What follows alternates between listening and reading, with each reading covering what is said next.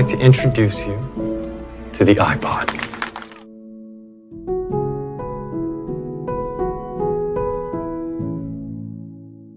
Film ini berjudul Jobs. Yap, ini adalah film kisah nyata dari seorang tokoh revolusioner bernama Steve Jobs.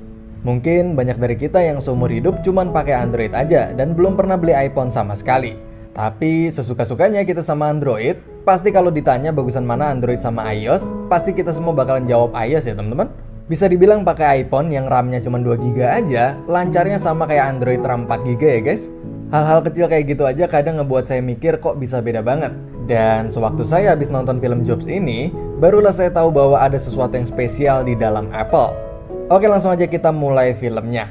Di awal film diceritakan bahwa Steve Jobs adalah anak kuliahan yang mendapat beasiswa karena kepintarannya. Dia bisa dibilang cukup terkenal di mata para dosen karena kejeniusannya. Tapi sayangnya, Steve Jobs ini adalah anak yang suka banget kebebasan dan gak mau diatur nih guys. Dia jarang banget mandi, tidur di mana aja, kemana-mana nyeker, rambut berantakan, badannya yang bau, narkoba, seks bebas, pesta, dan lain sebagainya. Dan sampailah di saat dimana dia pergi sama temennya yang bernama Daniel ke India. Nah di India itu dia tujuannya cuma mau nyari jati diri aja nih guys. Karena dia ngerasa hidupnya nggak punya tujuan. Dia selalu ngerasa kosong dan dia juga selalu nangis kalau inget dulu waktu dia bayi, dia dibuang sama orang tua kandungnya sendiri. Dan dia pun sekarang diasuh oleh orang tua angkatnya. Di India ini dia hanya ingin bertemu dengan seorang biksu buat nuntun dia nyari kedamaian. Si biksu itu pun bilang bahwa kesederhanaan akan melepaskan kita dari dunia yang rumit. Dan Steve pun terus-menerus memikirkan perkataan dari biksu itu. Singkat cerita, Steve pun pulang dan setelah pulang itu dia pun berhenti menggunakan narkoba, dia pun berhenti kuliah, lalu bekerja di sebuah perusahaan pembuat game. Nah di perusahaan itu Steve memegang sebuah project game nih teman-teman. Tapi teknisinya nggak bisa ngikutin apa yang Steve mau. Steve maunya game yang berwarna, tapi teknisinya kekeh sama hitam putih aja. Steve pun kesal karena nggak ada seorang pun yang ngerti apa maunya dia. Nggak ada yang paham sama kreativitas di otaknya si Steve. Dan kepala kantor pun datang, lalu bilang ke Steve bahwa semua orang yang pernah kerja sama Steve pada ngeluh semua nih guys. Karena permintaan si Steve ini yang selalu aneh-aneh. Akhirnya si Steve pun bilang ke kepala kantor itu bahwa dia mau sebuah project game baru dan dia bakal ngerjain sendiri project itu dan dia berjanji bakalan bikin sebuah game terbaik sepanjang sejarah yang pernah perusahaan itu buat. Akhirnya Steve pun menghubungi sahabatnya yang bernama Woz untuk membantunya membuat game itu. Dan setelah malam itu, akhirnya jadilah sebuah game bernama Breakout. Mungkin banyak dari kita yang gak sadar kalau dulu sempat mainin game ginian ya guys. Nah berkat game itu, Steve Jobs pun mendapatkan bonus $5.000.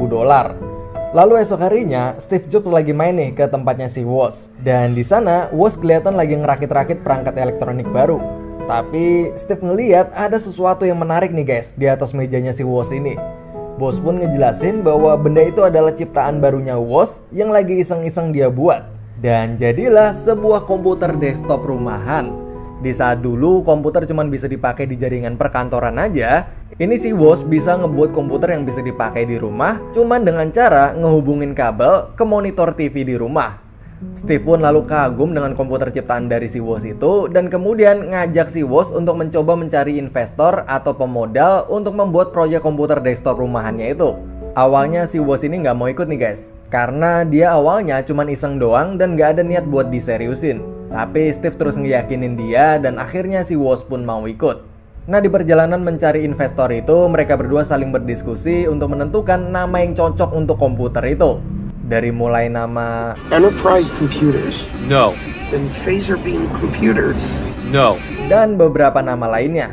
Akhirnya Steve pun kepikiran sebuah nama yang simpel dan melambangkan kreativitas, yaitu Apple. Yap, kata Apple itu melambangkan buah dari kreativitas. Namun sesampainya di komunitas para investor itu, hasilnya ternyata nihil nih guys. Gak ada satu investor pun yang tertarik dengan komputernya si Steve dan Woz itu. Tapi saat mau pulang, ada seorang pemilik toko komputer yang tertarik dan kemudian menawarkan ke Steve sebuah kerjasama. Yang saya suka dari Steve Jobs ini, dia memang bukan teknisi sehebat Woz yang bisa bikin ini itu, tapi yang saya suka adalah kemampuan dia dalam negosiasi dan rekrutmennya nih guys. Dia kalau ngajak orang atau nawarin sesuatu ke orang tuh pasti bener-bener sampai orang itu nggak bisa nolak saking bagusnya kata-kata dari si Steve Jobs ini. Contohnya kayak waktu ngeyakinin si Woz, terus waktu negosiasi sama pemilik toko komputer itu dari yang harganya $250 per komputer, lalu si Steve ini sampai bisa deal di harga $500 per komputer. Dan yang tadinya toko komputer itu ngejual satu set komputer utuh, lalu gara-gara omongannya si Steve ini, toko itu sekarang jadi ngejual dengan cara terpisah biar untungnya lebih gede. Jadi ngejual keyboardnya sendiri, monitornya sendiri, mesinnya sendiri, dan lain-lain gitu. Jadi yang tadinya pemilik toko itu nggak kepikiran sebelumnya teknik itu, akhirnya berkat negosiasi sama si Steve dia jadi tergiur. Nah kemudian Steve dan Woz pun akhirnya mulai memproduksi Apple komputer pertamanya yang diberi nama Apple Computer One atau Apple Generasi One. Nah Apple komputer generasi pertama itu mereka buat di sebuah garasi rumahnya. Lalu untuk membantu pekerjaan mereka, Steve pun merekrut 3 orang yang bernama Bill, Chris, dan sahabatnya sendiri yang sebelumnya mengajak dia ke India, yaitu si Daniel. Dan setelah Apple komputer pertama mereka jadi dan sukses terjual ke toko komputer itu sebanyak 100 unit, yang masing-masing unitnya seharga $500, maka mereka pun memulai proyek baru yaitu untuk membuat Apple komputer generasi 2 atau Apple Computer 2. Dan di proyek baru itu, Steve merekrut seorang teknisi baru bernama Holt yang ditugaskan untuk mendesain tata letak komponen-komponen di komputernya itu. Di sini saya baru tahu nih guys, ternyata dulu kipas angin komputer itu semua posisinya ada di luar dan kipasnya itu suaranya berisik banget. Dan Apple Computer 2 itu bisa dibilang sebagai pelopor desain baru komputer dengan kipas pendingin di dalam casing komputernya. Dan kipas itu nyaris tanpa suara. Jadi yang dulunya suara mesin komputer pada berisik semua, maka Apple berhasil menciptakan komputer yang nyaris tanpa suara. Nah setelah Apple Computer 2 itu jadi, maka Steve Jobs pun mulai menghubungi semua calon investor yang ada di listnya untuk mengembangkan Apple Computer 2-nya itu. Namun, semua panggilan telepon dari Steve ditolak nih guys. Tidak ada satu investor pun yang mau. Karena mungkin di waktu itu bisa dibilang bisnis komputer rumahan masih kurang populer dibandingkan dengan komputer perkantoran. Dan karena semua telepon dari Steve itu ditolak, dan saat Steve sedang stres itu pun, tiba-tiba datanglah seorang calon investor bernama Mike. Mike itu sampai repot-repot datang karena dapat kabar dari salah seorang relasinya bahwa ada sebuah komputer baru bernama Apple yang katanya akan digadang-gadang jadi komputer revolusioner. Tapi pas si Mike itu ngelihat lokasinya itu, dia pun kaget karena pas ngelihat ternyata bukan gedung atau kantor, tapi cuman sebuah garasi rumah biasa. Awalnya si Mike itu pesimis, tapi karena si Steve ini jago banget cara ngomongnya, dan akhirnya si Mike pun tergiur dan setuju untuk invest sebesar $300.000 untuk Apple Computer 2 itu nih guys. Singkat cerita, Apple Computer 2 itu benar-benar sukses dan meledak di pasaran. Dan boom! Apple kini sudah berubah menjadi sebuah perusahaan besar dengan gedung, kantor, dan sistem yang sangat profesional. Nah, semenjak di sini Apple berubah menjadi perusahaan terbuka nih guys. Yang artinya Apple ini menjadi perusahaan milik bersama atau terbuka, yang artinya bergantung pada kepemilikan saham. Nah, walaupun si Steve Jobs ini tetap CEO-nya dan pemegang saham terbesar, tapi di dalam perusahaan Apple itu juga terdapat yang namanya anggota dewan. Nah, anggota dewan itulah yang akan mewakili para pemegang saham dan akan selalu mengawasi setiap gerak-gerik Steve. Dan ketua dari anggota dewan itu bernama Arthur. Nah, di sini Steve dan Arthur ini akan sering banget nih guys terlibat percecokan. Oke, singkat cerita, saat sukses itu pun Steve pun berubah nih guys. Dari sifat, sikap, dan lain sebagainya. Dia udah nggak punya waktu lagi buat sekedar nyapa temennya sendiri, yaitu si Woz, Bill, Chris, Daniel, dan Holt yang di awal ngerintis Apple bareng-bareng sama dia. Steve bahkan gak memberikan hak saham Apple sepeser pun untuk Bill, Daniel, dan Chris, serta menganggap bahwa sekarang Apple udah punya banyak teknisi lain yang lebih hebat dari mereka semua. Steve pun juga kalau lagi marah, sekarang jadi gampang banget buat mencat karyawannya. Sampai puncaknya, saat pacarnya Steve mengaku hamil dan mengandung anaknya Steve, maka Steve pun gak percaya dan gak mau bertanggung jawab sama sekali, dan justru malah mengusir pacarnya itu. Dia gak mau ngakuin kalau itu adalah anaknya. Mungkin di sini Steve masih trauma karena dulu dia juga gak diakuin sebagai anak sama orang tua kandungnya. Tapi tanpa sadar, si Steve ini justru malah ngelakuin hal yang sama ke anak kandungnya sendiri. Pokoknya si Steve ini sekarang udah bener-bener berubah semenjak sukses ini nih guys. Singkat cerita, kesuksesan Apple ini terus-menerus naik tajam. Bahkan dalam waktu 1 jam aja, saham Apple laku terjual sampai 4,6 juta lembar. Tapi saat Steve sedang memimpin sebuah proyek bernama Lisa Computer, Arthur dan para anggota dewan pun membuat kebijakan bahwa Steve akan dikeluarkan dari proyek Lisa komputer itu.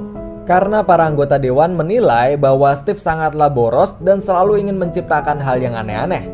Walaupun sebelumnya hasil ciptaan Steve itu berhasil sukses, tapi para dewan menganggap bahwa budget yang Steve pakai untuk komputer Lisa itu sudah terlalu boros. Lalu saat mendengar keputusan para dewan yang mengeluarkan Steve dari proyek komputer Lisa itu, Steve pun kaget dan marah, tapi akhirnya mau nggak mau dia pun harus terima keputusan itu. Oh ya guys, di sini si Steve masih tetap owner Apple-nya ya guys. Lebih tepatnya posisi Steve ini adalah pimpinan direksi dan pemegang saham terbesar Apple. Cuman semenjak dia nggak megang proyek komputer Lisa itu, dia pun jadi nggak punya proyek khusus yang dia pegang sendiri dan jadinya dia pun milih libur atau cuti. Nah, saat ngabisin waktu di rumah itu, Steve jadi ngerenungin semua kesalahan dan kesombongannya saat di kantor nih guys. Steve juga mulai ngebaca surat dari anaknya yang sebelumnya dia nggak pernah mau akuin kalau itu adalah anaknya sendiri yang bernama Lisa. Mungkin nama proyek komputer Lisa itu pun diambil dari nama anaknya si Steve sendiri mungkin. Dan mulai dari situ, si Steve pun perlahan mulai mencoba berubah ke arah yang lebih baik. Sampailah di suatu waktu ada sebuah telepon dari Mike yang bilang ke Steve bahwa ada sebuah proyek yang bernama Macintosh. Dan para anggota dewan itu ingin Steve yang pegang dan jalanin proyek itu. Akhirnya Steve pun kembali lagi ke kantor dan mulai menjalankan tugasnya dengan sikap yang berbeda dari sebelumnya. Dia jadi lebih sederhana, humble, tapi tetap memiliki visi dan kreativitas yang tak pernah pudar. Di proyek Macintosh itu, Steve pun mulai dengan merekrut orang-orang pilihannya yang sebagian besar adalah temannya sendiri yang dulu di awal ngerintis Apple bareng-bareng. Kayak si Chris, Bill, Holt, dan tentunya si Woz, yaitu sahabat sejatinya si Steve. Akhirnya setelah semua itu, jadilah sebuah komputer revolusioner baru bernama Macintosh. Lalu untuk mensukseskan penjualan Macintosh itu, Steve pun merekrut John Sculley, yaitu presiden di perusahaan minuman bersoda bernama Pepsi, agar mau bergabung dan menjadi CEO di Apple. Awalnya semua ragu apakah si John Sculley ini mau pindah dari Pepsi, karena saat si John Sculley itu di Pepsi, dia sangat sukses nih guys, sampai mendapat gelar marketing yang jenius. Tapi ada satu kalimat dari Steve Jobs ini yang berhasil membuat John Sculley ini berubah pikiran dan menerima tawaran dari Steve ini, yaitu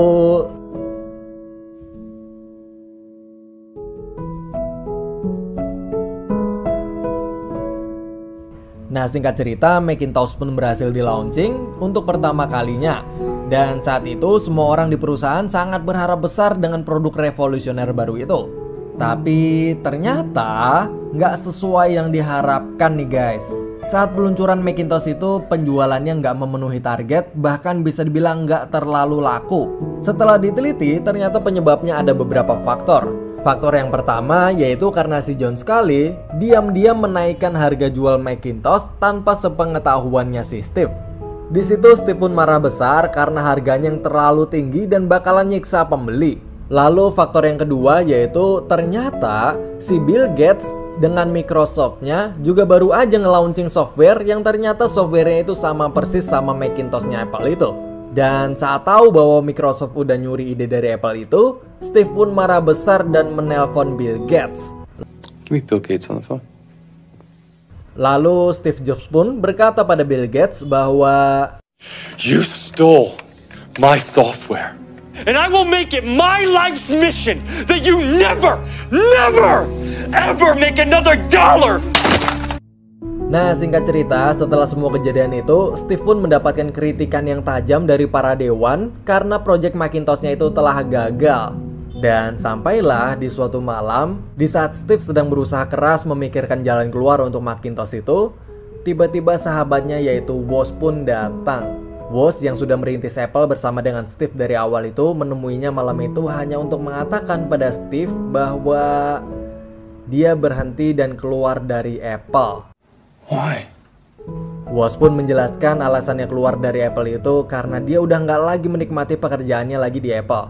Dulu, Woz dan Steve saat masih muda bersama-sama merintis Apple dengan penuh semangat dan kegembiraan karena merasa bahwa semua yang dikerjakannya di masa itu adalah sesuatu yang seru dan keren. Tapi saat ini Apple sudah berubah, atau lebih tepatnya Steve sudah berubah. Steve udah gak pernah ngelibatin si Woz lagi. Bahkan Steve hampir udah gak pernah ngobrol atau bahkan sekedar nyapa si Woz lagi. Steve cuma sibuk sama dunianya sendiri, cuma mikirin produk dan produk aja tanpa mempertimbangkan manusianya. Akhirnya Woz dan Steve pun malam itu pun berpisah.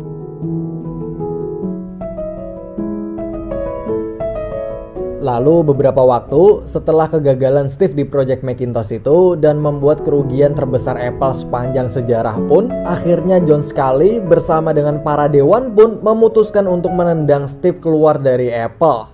Saat mendengar itu, Steve pun merasa sangat kecewa karena dia nggak pernah nyangka bahwa John Sculley, yaitu orang yang dia rekrut sendiri, itu ternyata bakalan nusuk dia dari belakang. Lalu sampailah di saat vote pengambilan suara para dewan untuk memutuskan memilih antara John Sculley dan Steve Jobs yang akan menjalankan Apple, maka seluruh dewan pun memberikan suaranya untuk John Sculley. Dan tak ada satupun yang mendukung Steve sama sekali.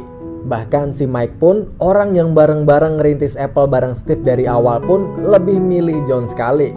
Akhirnya Steve pun resmi ditendang keluar dari perusahaan yang dia bangun sendiri. Semenjak saat itu, waktu pun terus berlalu, Steve kini diperlihatkan memulai kehidupan barunya bersama dengan anak-anak dan istrinya. Dan dia juga membangun perusahaan komputer baru bernama NeXT. Berbanding terbalik dengan perusahaan barunya Steve yaitu NeXT yang sukses, Apple justru semakin turun dan harga sahamnya pun anjlok nih guys. Akhirnya para dewan pun memutuskan untuk memecat John Sculley. Dan semenjak itu, kepemimpinan Apple pun terus silih berganti karena belum menemukan pemimpin yang tepat dan bisa menyelamatkan Apple dari kebangkrutan. Jajaran dewan pun juga silih berganti, sudah tidak ada lagi Arthur di sana. Dan berganti dengan orang-orang baru dan hanya menyisakan si Mike aja sebagai dewan senior di sana. Lalu sampailah di suatu waktu saat Apple sedang menuju kebangkrutan, semua jajaran dewan pun meminta Steve Jobs untuk kembali memimpin Apple dan menyelamatkannya. Mulai dari situ, Steve pun kembali lagi ke Apple dan melakukan beberapa perombakan besar. Steve pun menanamkan kembali visi dan misi awal Apple yang sebelumnya telah hilang. Steve berkata bahwa dia menciptakan Apple untuk menjadi revolusioner. Tapi setelah dia pergi, Apple justru membuat produk-produk yang tidak bermutu dan sampah. Dan setelah mengembalikan visi misi awal Apple itu, Steve pun juga merombak jajaran dewan dan menendang Mike keluar dari Apple. Sama seperti apa yang dulu pernah Mike lakukan pada Steve. Steve pun mengubah nama perusahaan yang tadinya adalah Apple Computer menjadi Apple Inc. atau Apple Inc. Corporation. Yang tadinya hanya fokus pada inovasi komputer aja, sekarang menjadi fokus ke semua jenis teknologi kayak handphone dan yang lain sebagainya. Dan di akhir film pun diperlihatkan bahwa Steve yang sedang melakukan siaran radio, lalu di siaran radio itu dia pun mengatakan bahwa